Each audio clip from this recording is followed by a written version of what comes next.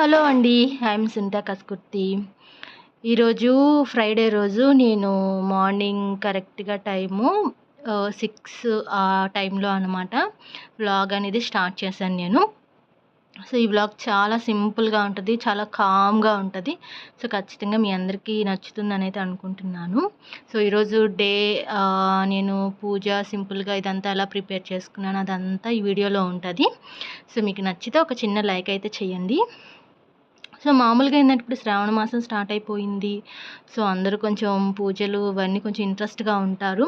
ముఖ్యంగా ఏంటంటే చాలామంది చెప్తూ ఉంటారు శుక్రవారం, మంగళవారం పూజ చేసుకోవాలి అని అంటూ ఉంటారు. అంటే ఆ రోజుల్లోనే పూజ చెయ్యాలి అని ఏమీ లేదండి. మనకి నచ్చితే ప్రతిరోజు చేసుకోవచ్చు. అంటే మన మనసుకు కూడా కొంచెం ఆ పీస్‌నెస్ ఇవ్వడం అనేది అది భగవంతుడి దగ్గర దొరుకుతుందనైతే నేను అనుకుంటాను. అంటే ఎన్ని ప్రాబ్లమ్స్ ఉన్నా సరే కొంచెం టైం దేవుడిని గుర్తు చేసుకుంటే కొంచెం పాజిటివ్ ఫీలింగ్ వస్తది అనైతే నేను అనుకుంటాను. నా లైఫ్‌లో కూడా ప్రతిసారి అలానే జరిగింది కాబట్టి నేను ఎక్స్‌పీరియన్స్‌తో చెప్తున్నాననమాట. అంటే ఊరికే ఏదో మీకు చెప్పాలనైతే చెప్పట్లేదు నేనిక్కడ. లైఫ్ ఎప్పుడూ గూడా మన కంట్రోల్‌లో ఉండదు. కానీ మన మైండ్ మాత్రం పీస్‌ఫుల్‌గా ఉండాలి అంటే మాత్రం అది ఖచ్చితంగా మన చేతుల్లోనే ఉంటుంది అనైతే నేను గట్టిగా నమ్ముతాను. అంటే ప్రతిరోజు పర్ఫెక్ట్‌గా ఉండాలి అనుకోవటం కన్నా కూడాను, ప్రతి రోజుని కూడా పాజిటివ్‌గా యాక్సెప్ట్ చేయటం అనేది మనం నేర్చుకోవాలి.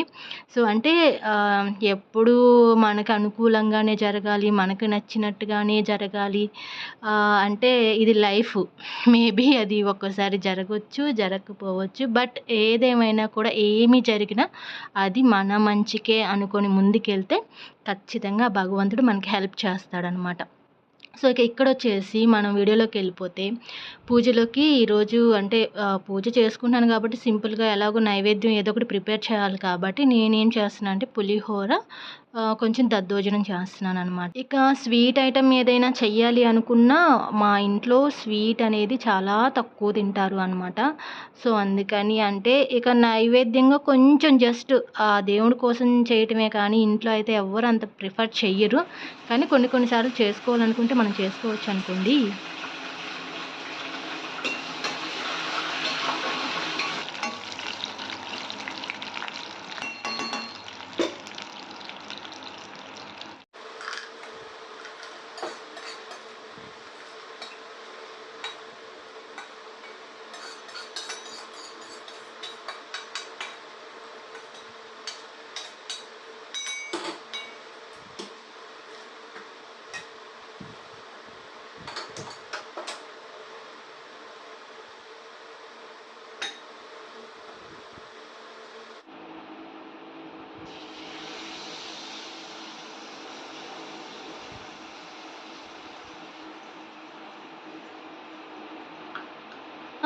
పులిహోర అని చెప్పాను కానీ నేను చేస్తుంది చింతపండు పులిహోర అనమాట. సో, అదే నేను ఎక్కువగా చేస్తుంటాను. ఇంట్లో కూడా అందరూ చాలా ఇష్టంగా తింటారు కాబట్టి నాకు తెలిసి ఆల్మోస్ట్ చాలా మందికి చింతపండు పులిహోర ఇష్టం ఉంటుంది. సో, నేను కూడా ఇంకా అదే ప్రిపేర్ చేస్తున్నాను. మరీ ఎక్కువ కాదు. జస్ట్ ఒక రైస్ అయితే వండేసాను. దాన్నేం చేస్తానంటే ఒక హాఫ్ వచ్చేసి పులిహోరకి, ఒక హాఫ్ వచ్చేసి దద్దోజనంకని చెప్పేసి పెట్టాననమాట. సో, ఈలోపు పులిహోర కోసం రైస్ అయితే ఆరబెడుతున్నాను కొంచెం ఒక ప్లేట్‌లో పెట్టేసి.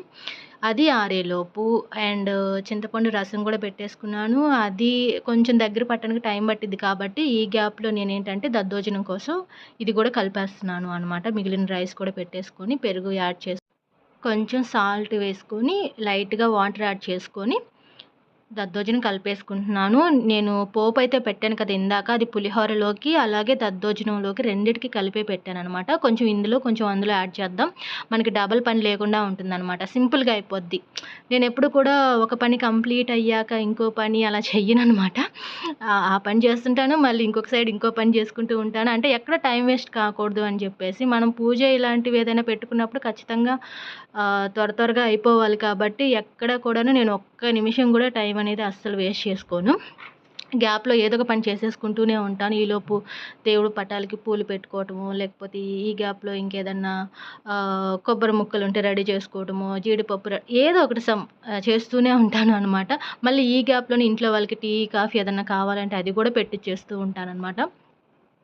అంటే ఇప్పుడు నేను ఒక విషయం చెప్పాలి అనుకుంటున్నాను. ఇది నా ఒపీనియన్ మాత్రమే అండి. నేను ఎవ్వరిని ఏమీ అనట్లేదు. సో, నేనేమనుకుంటున్నాను అనేది మాత్రమే ఇక్కడ చెప్తున్నాననమాట. అంటే చాలామంది వీడియోస్‌లో చూస్తుంటాం కదా! చాలామంది ఆహ్, అమ్మవారిని చాలా బాగా డెకరేట్ చేసుకొని, చాలా రిచ్‌గా చాలా బాగా చేసుకుంటూ ఉంటారు. అంటే ఇప్పుడు వరలక్ష్మి వ్రతం కాబట్టి సో, ఓకే. వాళ్ళ స్తోమతను బట్టి వాళ్ళు డెకరేషన్ చేసుకుంటూ ఉంటారు. నాకు చాలా బాగా నచ్చుతాయి. వాళ్ళు అంత బాగా, అంత ఓపికతో మనం నార్మల్‌గా ఇంత సింపుల్‌గా చేసుకుంటేనే ఇంత టైం పడుతుంది. ఎందుకంటే మనం నార్మల్‌గా పూజ చేసుకోవటం ఒక ఎత్తయితే, మనం వీడియో రికార్డ్ చేసుకుంటూ పూజ చేయటం అనేది ఇంకో ఎత్తనమాట.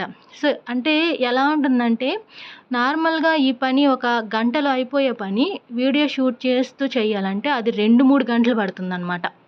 సో, అలా ఉంటుంది. అలాంటిది వాళ్ళు అంత బాగా డెకరేట్ చేసుకొని అవన్నీ చేయాలంటే గాడ్ ఎంత ఓపికుండాలి అనుకుంటాను. చాలా హ్యాపీగా అనిపిస్తది నాకు. కానీ అంత హంగులు, ఆర్భాటాలతో చేస్తేనే పూజ అంటే నో. డెఫినెట్‌లీ నేను ఒప్పుకోను అనమాట. సో, నేనే కాదు ఎవ్వరూ ఒప్పుకోరు. ఒకటే అనుకుంటా. ఒక పువ్వు, ఒక దీపం, మనస్ఫూర్తిగా ఒక నమస్కారం చాలు. సింపుల్‌గా పూజ అయిపోతుంది అనమాట. సో, అంటే దేవుడు కూడా మనము ఎన్నేసి నైవేద్యాలు పెడుతున్నాము, ఎంత గ్రాండ్‌గా పూజ చేస్తున్నాము అనేది పట్టించుకోడు. సో, మనం చేసుకునే పూజ చిన్నదో, పెద్దదో మనకు వచ్చినట్టు మనకొచ్చిన మంత్రాలే చదువుకుంటూ, ఒక కొబ్బరికాయ కొట్టుకొని, ఒక దండం పెట్టుకొని, ఒక పువ్వు పెట్టి అంతే చాలు. ఖచ్చితంగా ఆ దేవుడు ఆశీర్వదిస్తాడనైతే నేననుకుంటాను. అండ్ ఇక్కడైతే ఆల్మోస్ట్ పూజ కూడా అయిపోయింది అనమాట. ఇక్కడొచ్చేసి ధూపం అయితే వేస్తున్నాను. ఇది రీసెంట్‌గా నేను చూపిచ్చాను గదా! కొన్నాను అని చెప్పేసి మీషోలో తీసుకున్నాను అది నేను. చాలా బడ్జెట్ ఫ్రెండ్లీ అనమాట. కానీ ఒక పక్క మనం వీడియో షూట్ చేసుకుంటూ, ఒక పక్క పని చేసుకుంటూ ఉండాలంటే నిజంగా చాలా కష్టం అండి. యూట్యూబర్స్ కష్టాలైతే నేనది మాటల్లో చెప్పలేను. చాలామంది చూసేసి 10 నిమిషాల వీడియో చూసేసి ఒక 100 కామెంట్లు పెడుతూ ఉంటారు. సో, అలా ఉంది కదా! ఇలా ఉంది కదా! ఏముందిలే ఏదో చేస్తారు. ఏదో మనకేదో హెల్ప్ అవుతున్నట్టుగా కానీ వీళ్ళకేమి మనం చూస్తుంటాం. వీళ్ళకి డబ్బొస్తా ఉంటది. ఇలాంటి కామెంట్లు కూడా నేను చాలా చూసాననమాట ఇంతకుముందు వ్లాగ్స్‌లో. కానీ నిజం చెప్తున్నానండి. సాఫ్ట్‌వేర్ ఉద్యోగాలు చేసే వాళ్ళకి కూడా ఇంత కష్టం ఉండదు. యూట్యూబ్ క్రియేటర్‌కి ఉండే కష్టాలు బ్యాక్ సైడ్ చాలా అంటే చాలా ఉంటాయి. ఒక యూట్యూబ్ స్టార్ట్ చేయాలంటే మామూలు విషయం అయితే కాదు. కేమ్ గురించి కూడా మాట్లాడాలి అనుకుంటున్నాను. నా మొబైల్ కెమెరా ఫుల్లు పాడైపోయింది అనమాట. నేను ఎందుకు వీడియోస్ తీస్తున్నానో కూడా నాకు కూడా అర్థం కావటం లేదు. ఏదో డల్‌నెస్ అనమాట. క్వాలిటీ సరిగ్గా లేదు. డల్ అయిపోయింది. ఇలా ఉంటే నాకసలు వీడియోస్ కూడా అప్‌లోడ్ చేయబుద్ధి కాదు. కానీ నాకే అర్థం కావట్లేదు. మరి నేను ఎందుకు వీడియో షూట్ చేస్తున్నానా అనిపిస్తుంది కొన్ని చూసినప్పుడు. అంటే ఏదైనా ఫస్ట్ మన వీడియో ఎలా ఉందని చెప్పేసి మనం చూసుకున్నప్పుడు మనకి నచ్చాలి. ఆ తర్వాత ఆ వీడియో ఇంకో 10 మందికి నచ్చుతుంది అనమాట. ఎక్కడైనా కొంచెం బ్లర్‌గా ఉంది, లేకపోతే లైటింగ్ సరిపోవట్లేదు అనిపించినప్పుడైతే నాకు చాలా చిరాకు. నా మీద నాకే కోపమొస్తది అనమాట. సో, అందుకే ఏదేమైనా సరే ఇయర్ ఎండింగ్ లోపు ఒక మంచి మొబైల్ అయితే కొనాలని ఫిక్స్ అయిపోయాను. సో, కొంచెం మన బడ్జెట్‌లో ఉండేది ఒక మంచి మొబైల్ అయితే డెఫినెట్‌లీ కొంటాను. వీడియో కూడా ఇంతటితో క్లోజ్ చేస్తున్నాను. బాయ్.